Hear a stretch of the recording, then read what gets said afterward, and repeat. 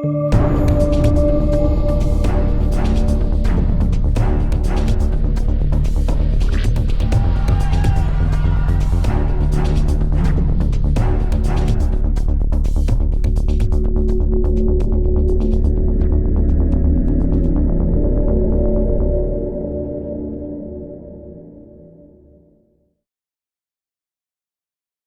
welcome to another exciting episode of Triple Tap. I welcome each and every one of you who's just joined us tonight. And I also welcome Ken and Lance. How are you both this evening? Good, the thumbs up. I'll ask you to share a bit of a gold nugget in just a moment. I just want to share some exciting news before we get started with our participants, in case they didn't know. Tomorrow is a really, really exciting day, guys, because if some of you are not aware, another of the sovereign nations is going to be formed tomorrow, the Birigubba. So we are really, really excited for tomorrow when that happens. And of course, on the weekend, they will be going through their swearing-in ceremony of their government. So we certainly are entering exciting times. That will be the third nation in Australia and the second nation that TAP has been involved in helping. So how exciting is that, guys? Oh, it's tremendous, Ainsley. It really is. And to see the response from the tribes as they realise that that there's people there who are prepared to support them like they've never seen in their history. It's incredible. Yeah, and I must say, I'll give a huge shout out to one of our executives, Kim Robertson, who's been doing an incredible amount of work up there with the Birigubba Nation. We've been having some fun with some creative artwork today for their certificates. So it's been a lot of fun. And I know she's super excited because she's certainly put a lot of time and effort into getting them up and running. So but what about you guys? What gold nugget or what piece of wisdom can you share with our audience before we get started tonight? Because we do have another exciting episode number 40. Can you believe it? Episode number 40 tonight. Ken, have you got... I'm going to let you go, Ken. Yeah, Ken, have you got a piece of wisdom or good news you want to share? Can you hear me? There we go. There we go. Yep. Okay, that's better. Hey, yeah, look, I don't know about any piece of wisdom. Be nice to your spouse. That's a good one. Happy house, happy spouse. Happy spouse, happy house, whatever. One. I like that one. Happy house, happy spouse. Yeah, happy spouse, happy house. It goes both ways that way, right? Absolutely. So, I like that. Yeah. Hey, I spent 8.5 hours in Gympie on the weekend. With the Cubby tribe. And so I want to put a massive shout out to them. I'm hopeful that they'll be the fourth after the Birigubba. I don't know, Ken. We'll I know Jeff is out there working on the, let me get it right, Japmathang, is it? Is that how you pronounce it? Japmathang? It's like Japmathang. You're telling the story. Or the Yuin tribe. He's working with the Yuin tribe. So who knows? Who will be the fourth nation but the third for TAP? It's very exciting. Very, very exciting. Let's see what happens. Yeah. What about you, Lance? Got any gold nuggets or anything good and exciting that you've done this week before we get underway? Oh, look, Anna and I had a great morning this morning. We went and spent some time in Beenleigh Magistrates Court. Ooh. Hoping to catch a case, but the case wasn't obviously being heard. So we sat there and listened to a couple of the other cases that were being run. And I can tell you guys, it is no wonder this country is in such bad shape. The court is an absolute, it's a train wreck at every level. And there is just no common sense applied. They're letting people out on bail who have got drugged off their head and attacked people with weapons. And there's no process to heal all this. So they're going to need us. We're a society in decline, and we've got to turn it around. And it's going to take our efforts, because I can tell you, the politicians and the bureaucrats and the bar don't have a clue how to do it. No clue whatsoever. Yeah, exciting. Interesting times ahead. Well, let me get underway, guys, because we've got another exciting episode coming up here. I just want to share some information about our guest tonight, because for millennia, humanity has suffered the catastrophic impacts of natural disasters, with losses continuing to rise despite significant advancements in Earth and space sciences. According to Munich Re's NatCat service, the cost of global natural disasters in the last decade has exceeded 1.3 trillion US dollars, equivalent to the GDP of Australia. Our guest tonight, David Miles, from Miles Research, is committed to harnessing the power of an emerging weather programming technology for the benefit of humanity. Miles Research is working with a growing customer base, their shareholders and supporters, to chart the necessary new course towards a more resilient and sustainable future. David has dedicated his life to developing a solution since the early 1990s, when he realized that, like the human genome, a deeper invisible coding must exist behind all weather phenomena. Miles Research is committed to exploring this mystery with the goal of harnessing the power of an emerging weather programming technology for the benefit of humanity. David says that he's proud of his team of pioneers working with a growing customer base, shareholders and supporters to chart the necessary new course towards a more resilient and sustainable future. And during the last decade, his team has executed countless programs to mitigate fire threats within Australia. Where appropriate, they have been able to inform authorities of their intent before events occurred. And when outside their optimal minimal timeframe, they have informed internal parties or simply logged activity on Twitter for later reference. Ladies and gentlemen, without further ado, please welcome David Miles to our call tonight. David, if you're there, please turn on your camera and join us, my friend. Thank you. Lovely to have you, David.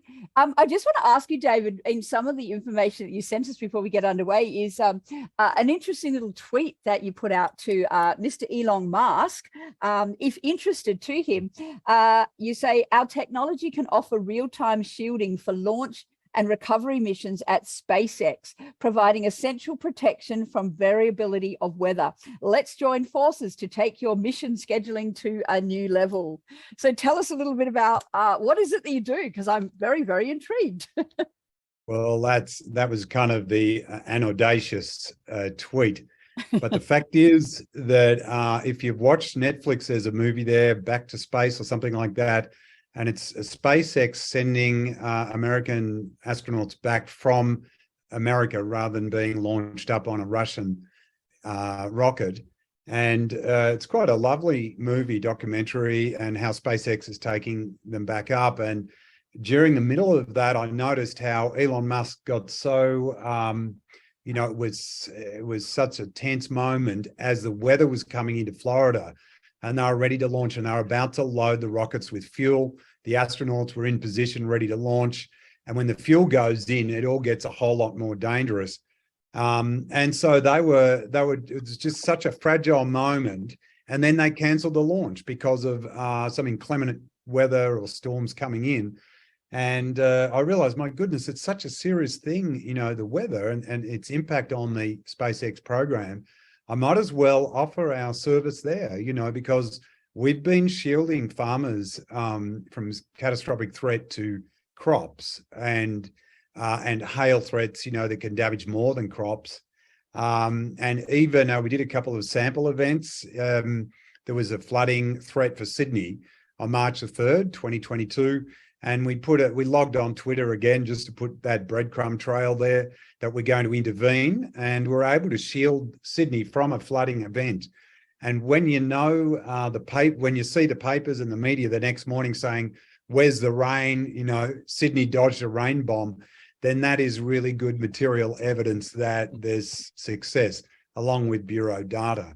So look, it was, I think, we have an opportunity to be audacious, rightfully, because I've taken about 2 decades to calibrate this, tested and run services. We've run demonstrations from farming communities through to United Nations in front of television cameras, and made promises that you wouldn't make, unless you were prepared to either take a lot of egg on your face or you totally believed in what you're doing and that you can deliver. And with the United Nations, we offered to break the Horn of Africa drought in 2011.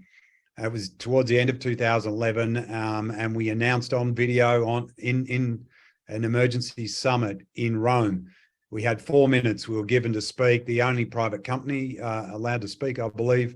And we said that within 45 days, we'll bring rain into the Horn of Africa and end the drought famine, which was the largest disaster on the planet at the time. And they said the largest disaster in 60 years on the planet. So I think 11 million people or so were facing starvation.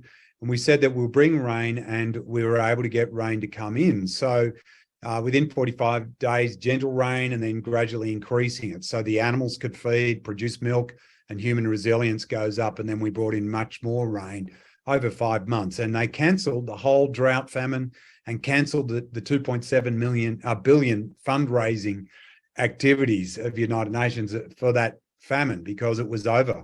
So look, we have a beautiful, wonderful, and in some ways terrifying product. And I think, hasn't been easy. This has been a tough journey. So I know you'll probably be able to ask a bunch of questions, but just the short answer, that was a long answer. The short answer is we adjust weather, micro adjustments that can have a big result. So we deliver adjustments into weather patterns, basically.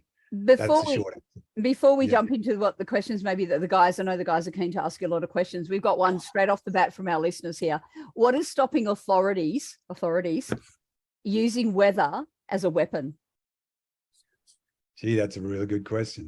I Transparency. think sorry, Ken. Transparency. It's the only thing. Right. I think officially, yes. There's a lot of unspoken stuff, the authorities, even the Bureau. And in fact, I put a paper to the Bureau in about 2016, something like that, about collaborating and bringing together a lot of the data that's disparate data sets to be able to get a good look at threat. And it seemed they didn't want to know about it. They tore it up. They said no, they weren't interested, along with all the other emergency agencies, and I think, Kent, transparency is one thing, accountability is another. But that said, I think behind the curtain, you are seeing evidence of weaponized weather modification. So Sean, I believe, perhaps asked the question. To be honest, I'm seeing it happen. So we can touch on it a little bit, but they won't admit it. They'll say, well, this is climate change. And I think what you're really seeing is evidence of dabbling in areas that mankind shouldn't dabble in, creating potentially catastrophic outcomes with view to steering the population using fear towards an objective. And so I think I would say officially, transparency, accountability, but actually behind the curtain, we're seeing massive evidence of damage to our environment, our climate, our atmosphere, the planet, humanity. And I'm heartbroken, by what I'm seeing. I basically don't watch the news. It's either makes you angry or heartbroken, and then you get to the weather and you think, oh yeah, they should have put that at the start. It's like milk at the supermarket. It's always down the back.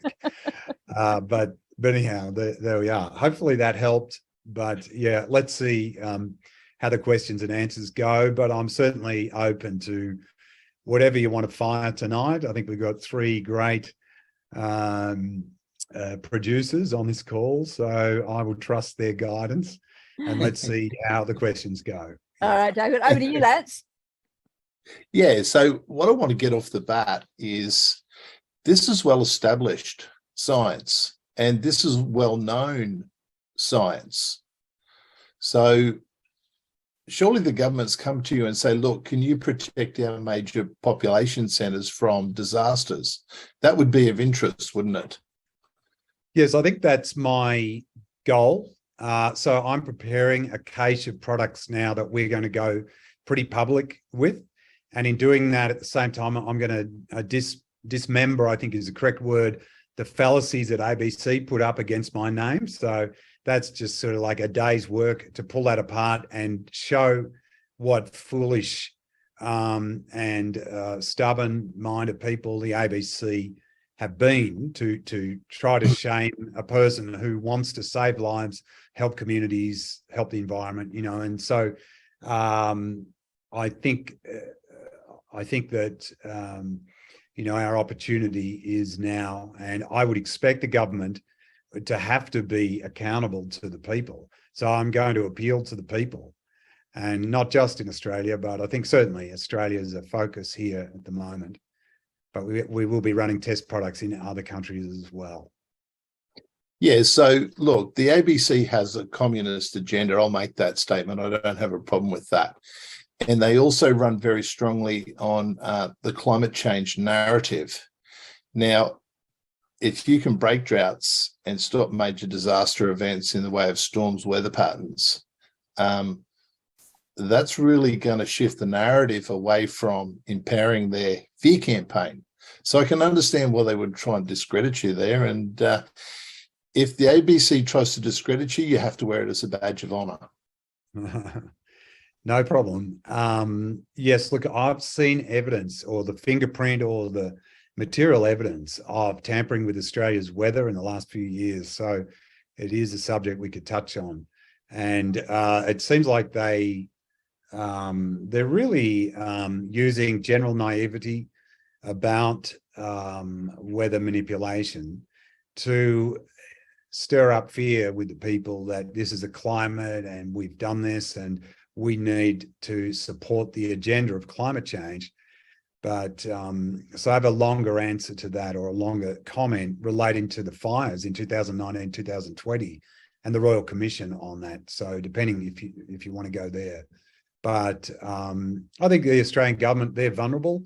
They're vulnerable to good people that have integrity, and you guys, and I'm sure there's a myriad of good people, including people that have joined the call tonight, who have a heart to do good and to lead change in this country.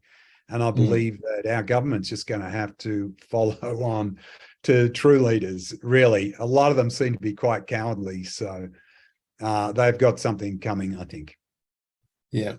Yeah. If I can swing the questioning back to the Horn of Africa and your work with the UN back in 2011. Yeah. David, the work you did over there, I've researched into it. I've watched the videos. I've done some extra research on the net. Yeah. You saved a lot of lives with the work that you did there. So I want to say congratulations, firstly. I think that the work you're doing is spectacular. It's been backed up in, it's out there for people to look at. It's real. There's no two ways about it. It's real. Just in terms of figures, I looked at a figure that was something like the water that you produced for those people, and most importantly also the way in which it was produced. You could time the rain and the weather so that it came in at the required quantities, so that it didn't just wash everyone away with 2 years of rain in half an hour. Can you elaborate a little bit on that and how it helped with food production, etc.? Yeah, sure. So we first went to Kenya and then refugee camps with Somalian refugees in the north, and a few other locations. We met with United Nations people and some refugees and local government people as well, to get an understanding about what's really needed to solve the problem. It's not just rain. You need gentle soaking rain that can come in and not, as you say, there are a lot of vulnerable people there, particularly those that had fled war in Somalia and had lost their homes and so on. And so it had to be very gentle. It had to provide just an early growth of grass, for the animals initially, so they could feed and strengthen up and start producing food, which then the people survive off, and then their resilience goes up.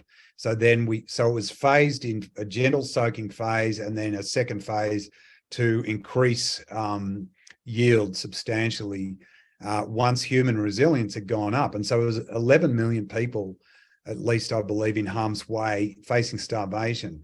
It was a lot of responsibility. And as I used the word before, that in many ways it's a wonderful project, but it's also terrifying. These are slow moving events when it's a drought, and then to bring in gentle rain, and a mistake can be catastrophic as well. When you're talking a high velocity event like a hurricane or a storm, that could become even more serious with the tornadoes. That also is very terrifying. But either way, you've got a lot of souls in harm's way. So we spent a lot of time researching before and during and as the event started to unfold. So the key to the equation is that most people look at weather the way the television produces it and the way meteorology explains it and the way apps visualize it. There's a lot of graphics, a lot of visuals, and with movie cameras these days, we see storms and, that's the formidable event. But the way I look at it, the way our team look at it is, in fact, the storm is kind of the negative of the event that's actually determining its path. So we're really looking at the labyrinth that determines the gateways for gentle rain to come in or not. Or in the case of a storm, the labyrinth that basically provides a corridor that takes a deadly storm through a population center. So it's the opposite of what your kind of the general public are looking at. We're studying the behavior of the atmosphere and the weather patterns. We're using a lot of meteorology. We're using the supercomputing to get ahead of time and to understand where it's going tomorrow and what's converging. Essentially, then to open up. In the case of Horn of Africa, we basically took about a month to study it, and then we went to Rome. We announced that we were going to intervene. We took our own video camera in, which was great because CNN turned off their camera, BBC. I was a bit surprised and disappointed. But then again, you're sort of learning. It's been a bit of a learning curve. So, but I paid a guy to come in and videos. We've got 4 minutes of our speech from Dr. Mahendra Shah, and it's on YouTube. And we announced that in 45 days we'll bring rain. So then we went to work. And so what we're really doing is studying those corridors that you don't see to open and reshape the corridor and reduce the barriers for gentle rain to enter in the normal seasonal manner. And we try to restore the rainy season for Eastern Africa, and that's how it happened. And it started to get some gentle rain in, and then we nurtured that rather than, any kind of slam dunk that is going to be very dangerous. So it's about gentleness. You would have no idea, and so patience is a word. My former wife, she gave up, I think, and probably was maybe lost patience with me. I don't think it was her fault. I think my current wife, she's learning the meaning of the word patience, So as a shout out to her, she's been fantastic. So in fact, they both have. So all in all, this is a challenging run. Anyone that wants to learn more about it, they're welcome. And but we have a tool set, I think, that can help nations. And we're preparing a way to help small regional communities right through to large nations.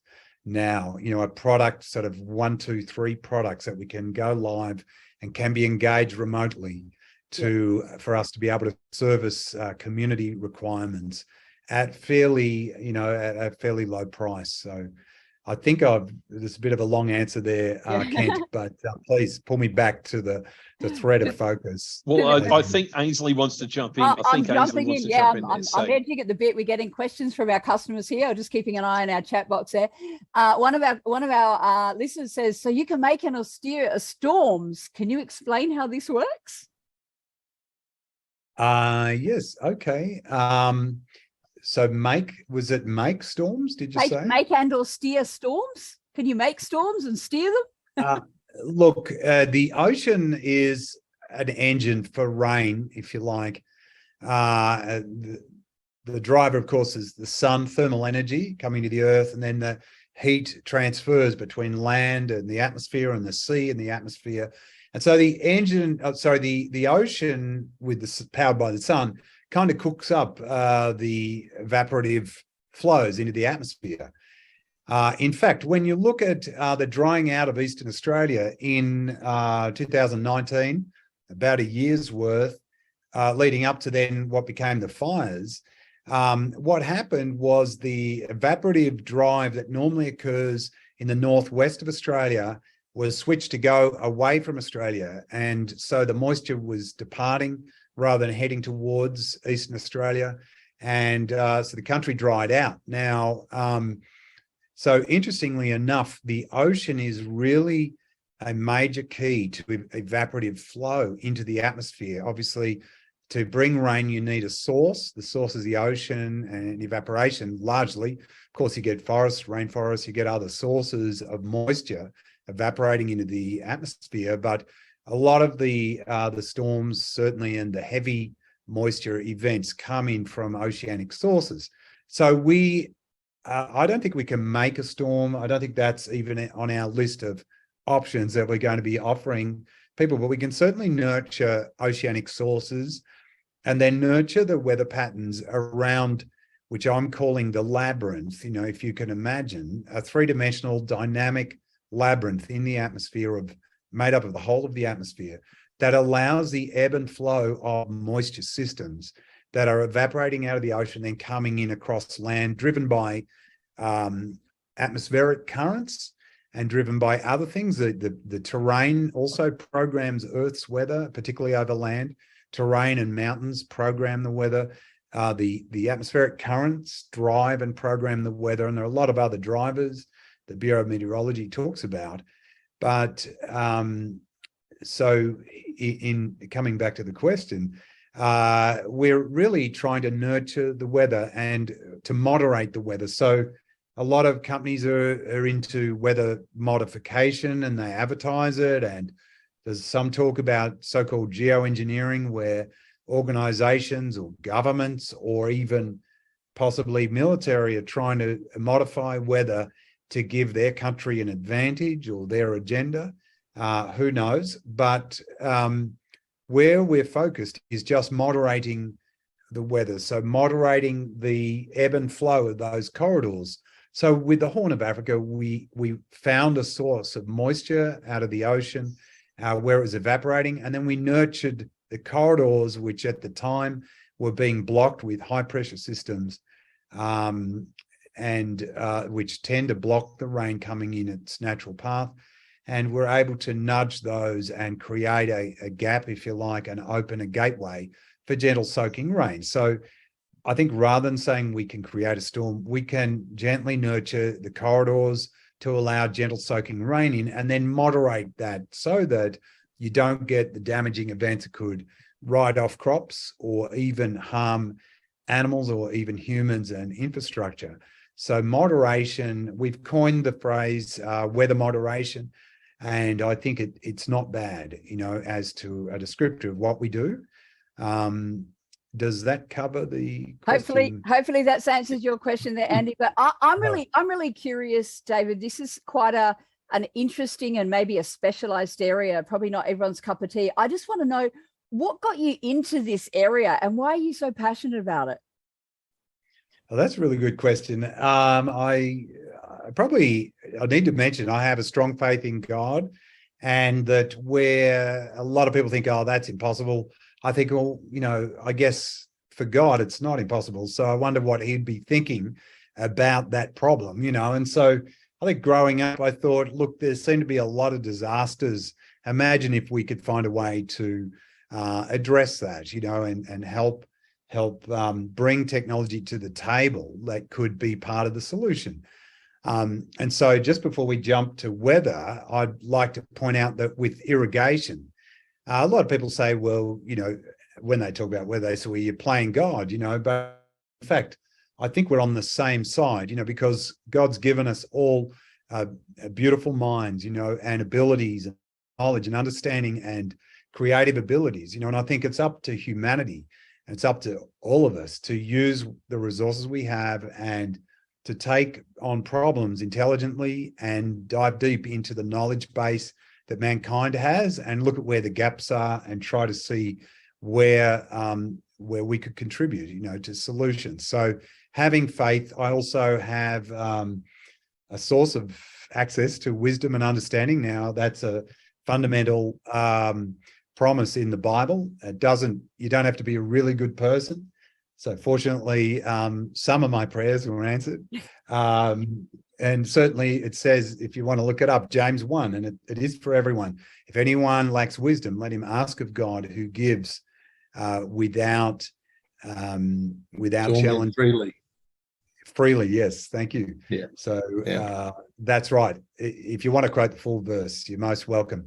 And so the answer is, I sought God to understand how could mankind develop a tool set to be able to intervene and solve some of these catastrophic problems, because we see terribly, we see in the news often, weather and natural disasters that are beyond weather, some environmental, geographic, geophysical, and also we've got seismic and so on. And then the tsunamis, these are horrific phenomena.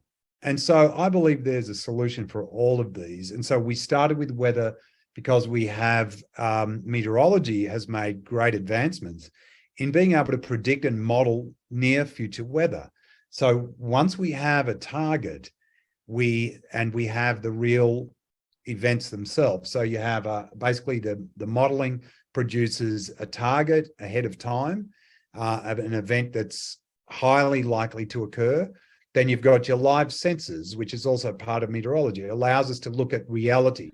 So you've got your hypothetical forecast event, then you've got reality.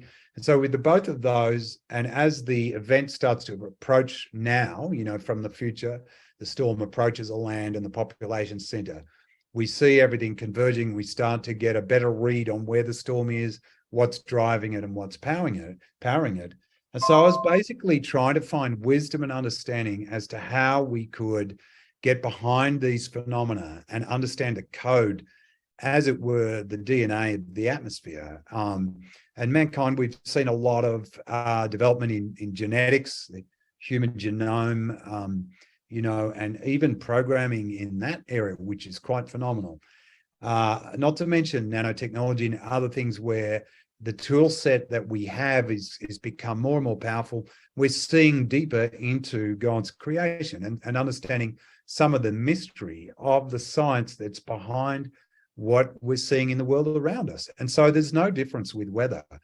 And it's all physics and science driven. There's no magic at all here. And it's about developing and I think gaining a resilience and tenacity about that investigation. And I'm certainly preparing a little bit of an armory of knowledge and material evidence to be able to confront some of the organizations that have been opposed to the types of work that we're doing to be able to solve problems. But hopefully that gives you a little bit more insight about it. But at the end of the day, it's hard work, it's tenacity, it's patience, it's knowledge, it's using the most advanced tools that we can get our hands on to dive deeply into the physics of what's driving tomorrow's events or next week's events. And we're about to bring a product to the table that puts a 5 kilometer radius, 5 kilometer diameter, so 2.5 kilometer radius around a farmer's assets to then be able to offer a shielding service for those crops, for the farmer, for his home, but certainly mainly focused on crops. And we've registered a product called Crop Shield, and we're going to roll that out shortly. So it's quite exciting. We're working on that at the moment, and we want to make it pretty available across Australia so that the likes of Mildura doesn't have to lose their grapes, and their beautiful crops coming into harvest for wine. With a hailstorm that occurred, like 10 minutes of a hailstorm did more than $1 billion damage in Mildura a number of years ago. That need not happen again. We are willing to stay awake and work 24 hours to shield against that for community at a relatively low cost. So we're excited about this. And I've probably gone beyond the question. That's okay. We're just going to jump in with another. We're going to jump in with another question because you obviously are onto a topic that our listeners this week are interested, because they're actually giving us a lot more questions than normal. So we've got another one from one of our other listeners. They want to know, how did you stop the rain in Sydney? Was that also redirecting? And if it's not too much of a probing question, How was that funded? Like where does the funding come from to do these sorts of things? Okay, great. Lovely question to all of them. I really appreciate it. So again, the forecast was for heavy rain event that was coming in it was coming from the east and slightly northeast into Sydney. And so that was a cloud mass. That was a storm system or a supercell, cluster of supercells. And in fact, I think we produced a 3D model of the footprint from NASA data to show where that mainly dumped over the ocean. But that was forecast to come in because the corridors between the pressure systems rotating were basically driving that event in. So to mitigate that, we got about 12 hours ahead of it using the supercomputing and studied the vulnerabilities of what might be able to change that. And then we basically deployed the technology part of our work, which is a system that allows us to fully model the flight corridor of the target weather system in a chamber, and then upload basically a link or uplink that to the actual corridor in the atmosphere. And then we're able to make vector changes and imprint them into our chamber, which then are automatically uploaded. So I know it sounds unusual. We have tried to explain it. Even to ABC, I gave them a small book I wrote on it explaining, and they put it all aside and they went down a different line to try and make me look silly about scalar waves. But scalar waves are a theory, just like Einstein-Rosen bridge is a theory, and it happens to be a theory that's supported by some evidence. But we found a way to link a chamber of the target corridor. So the storm coming into Sydney had a flight corridor with trajectory and bandwidth, if you like, or size and shape and trajectory. And we were able to target that to make changes to that and basically set up layers of preventative atmospheric barriers to that, if you like, setting up a shield in the atmosphere. So, or turning the atmosphere into the shield is probably a better way of describing it. And it looks a little bit like an onion with many, many layers just mounted up, escalated. So once we ping the atmosphere in the flight corridor to make sure that we've got everything in the sights and everything's lined up, and we get the response back, a little bit like the old internet. When you go online, you hear bing, bing, bing, both ends starting to ping and talk to each other, make sure they got the address right. When we get the address right, then we escalate the deployment. So we start with 1, 2, 5, 10, and we might escalate it to 500 iterations to then create this layered onion-like atmospheric barrier. So that's as fundamentally as I can explain it. And the second part of the question, which I don't see it on my screen, but second part I think is how did we fund it? So I happen to have a wealthy friend who I think he's happy for me to name him, Bill Pollock from Drake International. He's the longest serving CEO on the planet.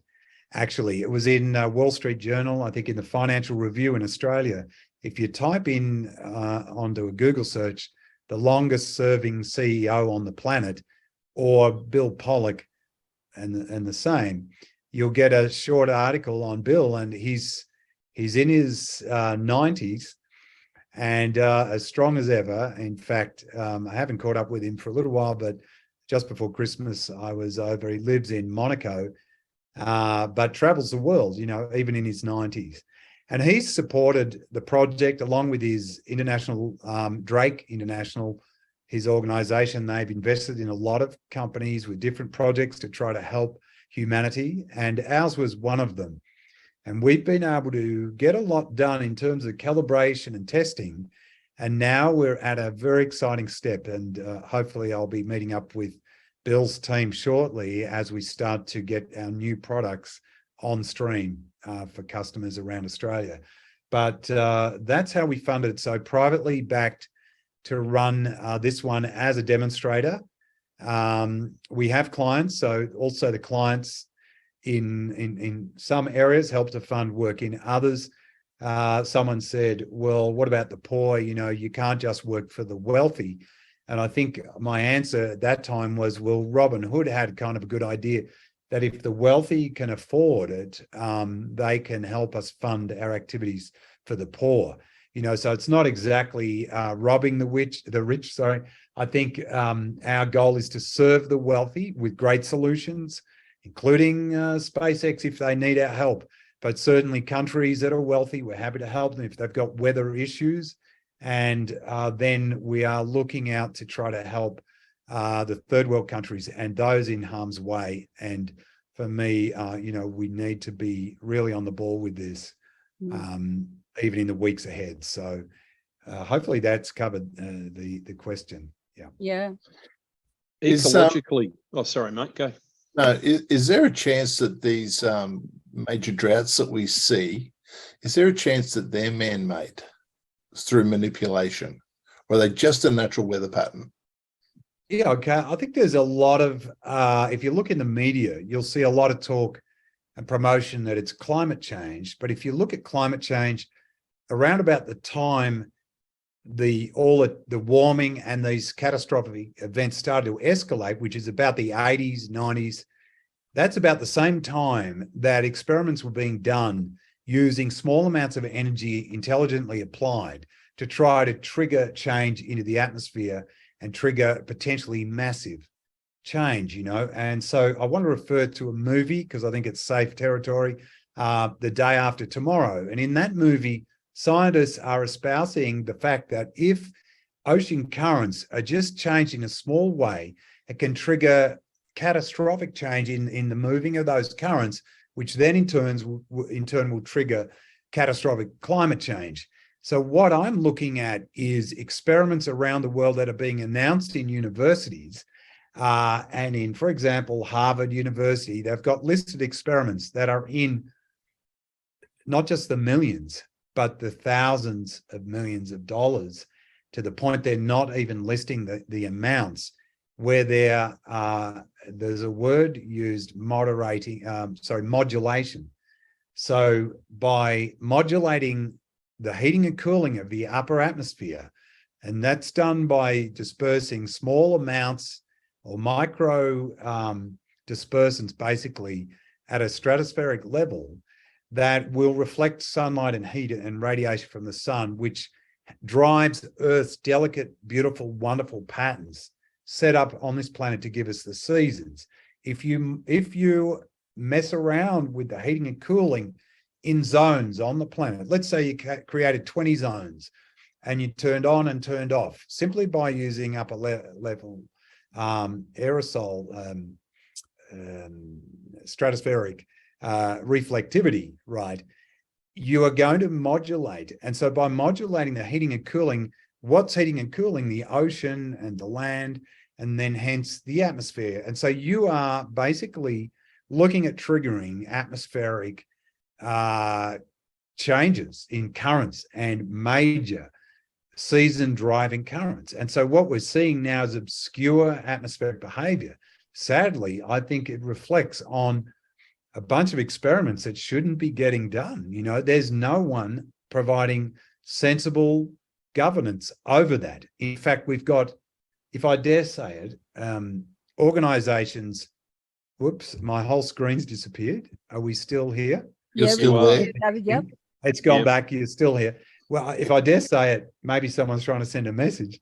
They're probably nervous about what I'm about to say. But the fact is, there are organizations on the planet with multiple letters in their agencies or in, you know, that represent them. 3-letter agencies. I will not mention those particular agencies, but they have unlimited or next to unlimited budgets. Now, with an unlimited budget and a military type of an agenda with national security interests and so on, you can see, you know, nothing good could come of that. Now, hopefully good is being done. And I welcome Kent's comment earlier, or possibly Lance, that there are good people in governments around the world. There really are, UN and other places. In fact, everywhere I go, I meet good people. But I believe there are organizations with almost unlimited budgets. Their ethics of what they will and won't do honestly leave a lot to be desired. And so I'm seeing some modulation going on that's driving drying out of zones and droughts and some of the catastrophic weather. And our Bureau of Meteorology are too ill-positioned to talk about it, or perhaps cowardly is the correct word, to address reality. I guess they're funded by, in some way, the people telling them what they can and can't talk about.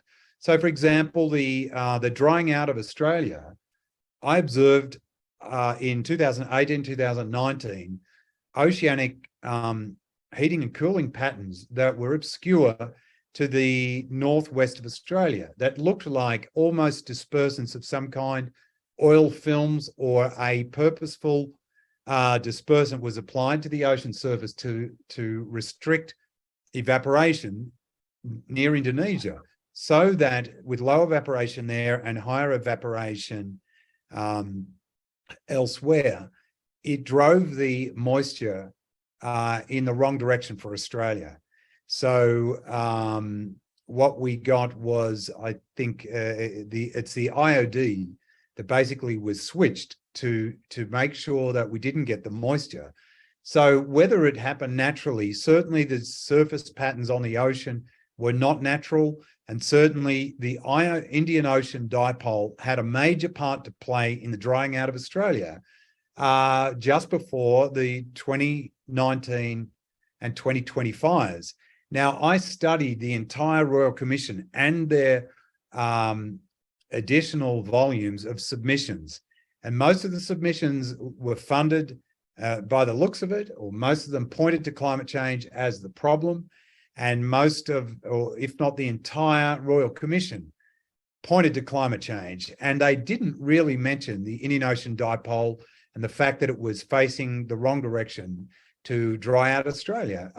So honestly, this is again a little bit of a long answer, but I'm observing atmospheric purposeful and intentional modulation of the atmosphere heating and cooling, so that we're getting patterns that are creating phenomenal problems to communities around the world and countries. And sadly, there's a toll, loss of life and infrastructure and livelihoods. There's economic crises that are being triggered by this, amongst other things that are going on. So it seems to me that power has been gotten into hands that have little restraint applied to them. So I know that's about as far as I can go on this subject, but I did meet someone who was maybe Air Force pilot in the US, and he was retired. He did say to me that he knows an organization paying pilots and retired pilots to fly at high levels with white airplanes with no tail numbers.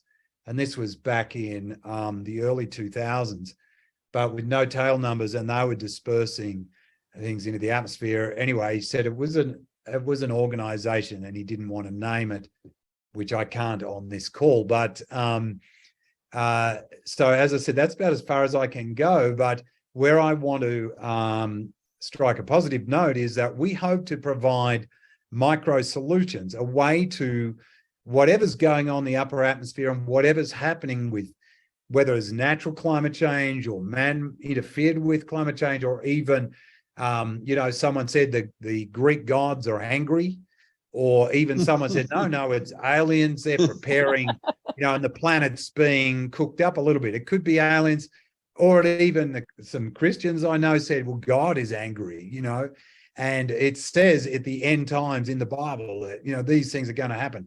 That's because God's angry, and so whatever you believe might be the cause, I believe we have a solution that we can bring in geospatially targeted shielding for population centers, communities, and crops, and even sheep that are lambing from snap, freeze, and things like that, so that we can provide these geospatially targeted solutions by engaging with clients. So we hope to be part of the solution. And frankly, I was saying to colleagues, that we need to keep the baseball cap on and don't look up at the camera. Don't point fingers as to what's going on, who you think's behind it. Let's do our work. Let's do the best work we can, you know, and set a great example of being part of the solution. And from what I know, whether the guys are flying aircraft for some military organization or they're retired guys and they needed to get some extra money and they're working for a company, even they have families and relatives that are sometimes in harm's way. We hope to be able to provide the atmospheric shielding for communities in harm's way, irrespective of religion, race, creed, political persuasion around the world, you know, and that is my mission. And that's what we're preparing ourselves for at the moment. David, you mentioned before that you shared a book with somebody. One of our listeners has asked how they could get a copy, or could they get a copy of your book? Is that freely available for as a PDF or something that we can get hold of? Yeah, I'll get a PDF copy. We want to improve on it. It was after 2018 we bought Rain and we tried to explain it, and I published a number of hard copies. I think I've still got some, but there's a PDF. I can send a link after this call. Yeah, sure. Yeah, that'll be good. That'd be great. I did send you an email, David. So if you just want to respond to that, we can put that in with the replay, and we'll put that in when we shoot out the replay. So go ahead, Kent. You had a question.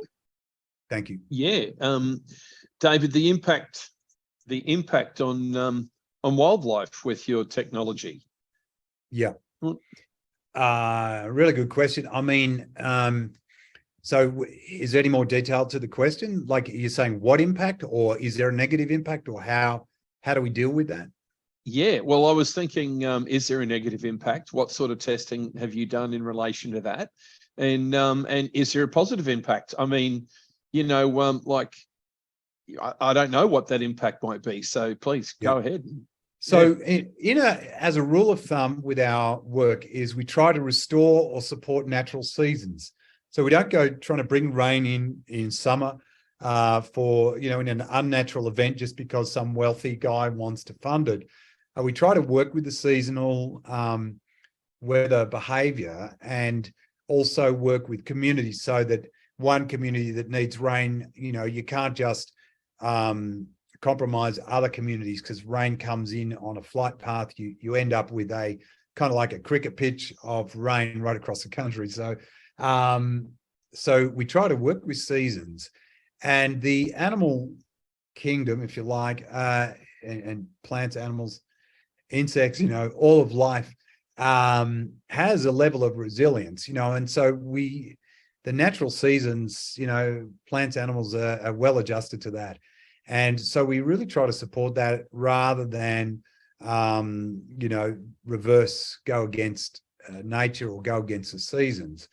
And at the same time, also, we note that we've developed a signal, or we work with a signal that is a little bit like programming only. It's not like a microwave beam that fire from a satellite or from a surface that could damage anything in the way of that, you know. And so your mobile phone is more dangerous than our signal.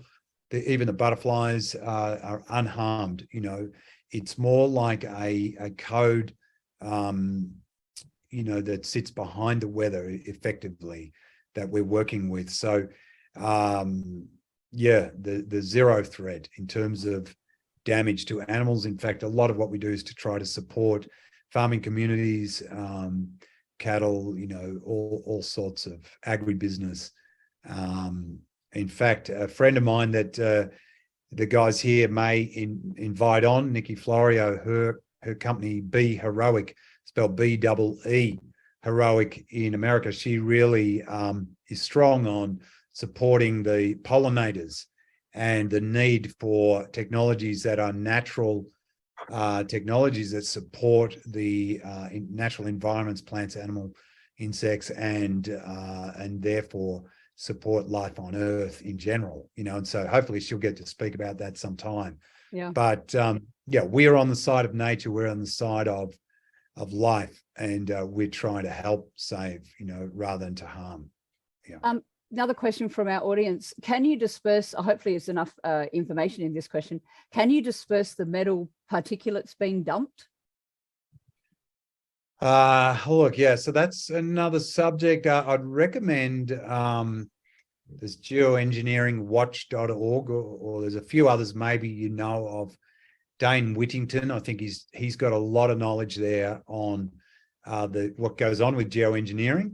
But in terms of the metal particles being dumped, the only thing that can be done there is that you could increase rain over an area that'll wash it away. But again, it's going to wash down onto the land and into the waterways, and so we're not involved with any delivery of particulates into the atmosphere at all. And sadly, there's a lot in the atmosphere, a lot of experimentation being done with that. And I really think that they've gone beyond the brief and they risk damaging our beautiful planet, permanently, potentially. So it's sad to see it. I hope to see a little more restraint shown in the future. And I hope that we can participate in the debate with the guys and companies and organizations involved, and that we will be a part of the answer and help to bring sensibility to the table with some of the experimentation going on. Cool. Yeah. We've got a lot of questions coming in, guys. So sorry, Kent, sorry, Lance, Okay. hogging the questions tonight, but I want to get our questions answered by our audience who are intently listening and follow us from week, and we are running nearly out of time. What about the Lismore floods that happened in 2022? They got hammered a couple of times up there in Lismore. Could you have helped divert the floods in Lismore? That was one of the other questions. It's a really good question. It's nearly every day I think about this. We could have helped, but we've been constrained, having to generate our own funds and projects. And we've done some recent work. If you want to look on Twitter, there's some examples where we've shielded for 3 months a community in the Wimmera. It's now evident in the Bureau of Meteorology data that our target had less rain. We published the target in October 22, and it's a large area, larger than Lismore. And we were able to shield from flooding and from flooding rain. And December, January, February, now Bureau rainfall data came in at the end of February, and I put that on Twitter. That's the correct there, Miles Research, I think. And you'll see that the target we published of a circle in the Wimmera now is a circle in the lack of rain that shows up on the 3-month rainfall from Bureau of Meteorology. So the answer is yes, we could have helped them. I'm willing to go and visit any of the leaders and speak with any of the leaders in Lismore about shielding the community going forward. And we could look at Lismore as a test case or something going forward to help that community avoid future floods. So they've really been hit hard. The answer is yes, we understand how to adjust the weather patterns, but we've been restricted in the last 12 months with our budget and what we could do. And we had clients paying in the Wimmera.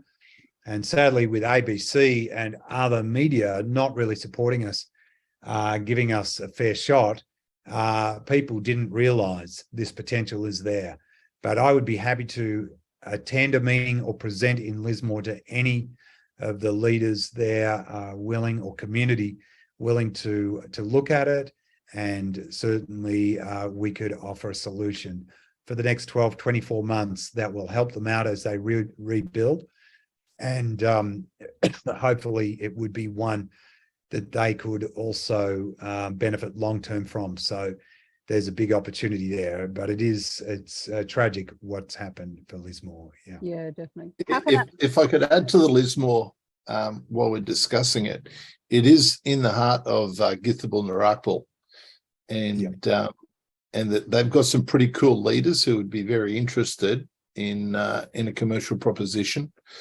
The government has done little, if anything. The traditional government, the corporate government, has done little, if anything, to fix or address any of the flood issues, and certainly the housing issues. They've done little. And from what I hear, and I'll tell you a quick story. I was in Lismore once, and I kicked a can of soft drink over, and it flooded for 4 days. So it is a very flood-prone area. But the upgrade to the Pacific Highway, and this is what I've been told, formed a very effective dam. So the water really had nowhere to go. Yeah, It couldn't really? get down the normal waterway system. So it was a compounded issue and probably a perfect storm, well orchestrated.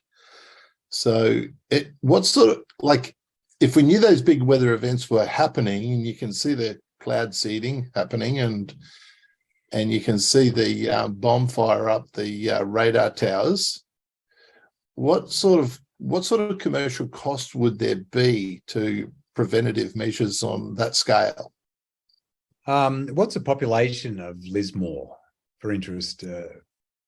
I think it's about 20,000.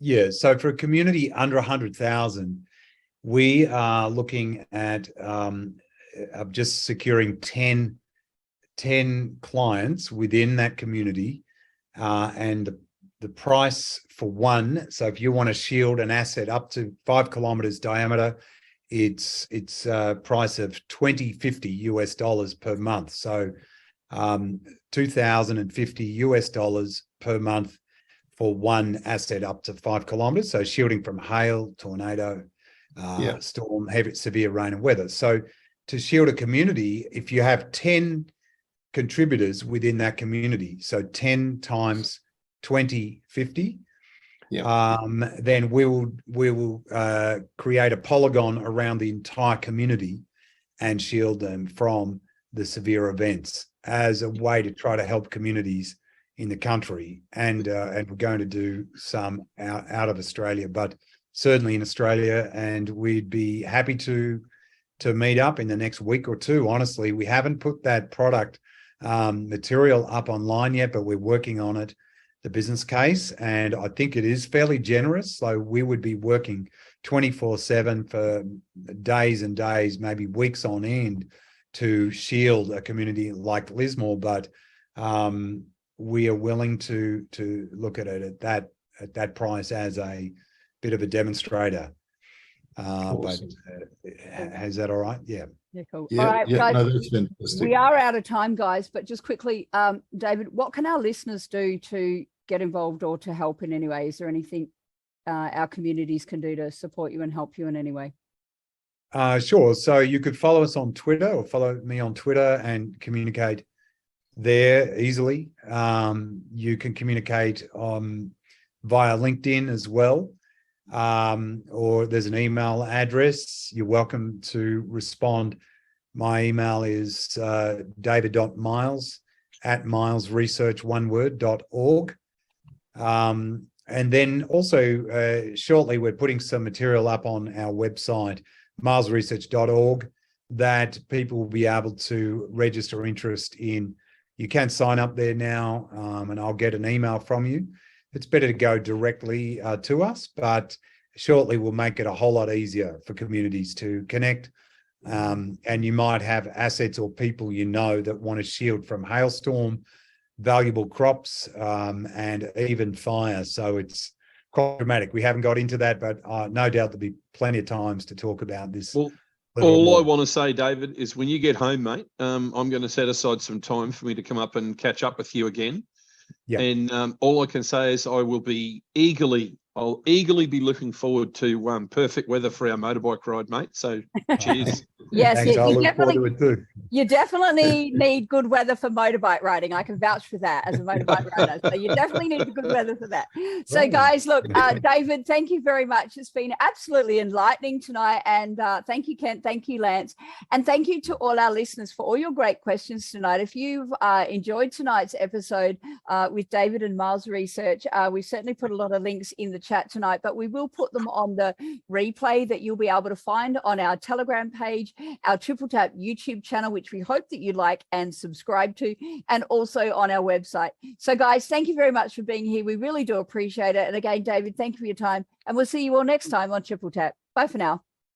Thanks, guys. Appreciate Good night, it. everyone. Awesome.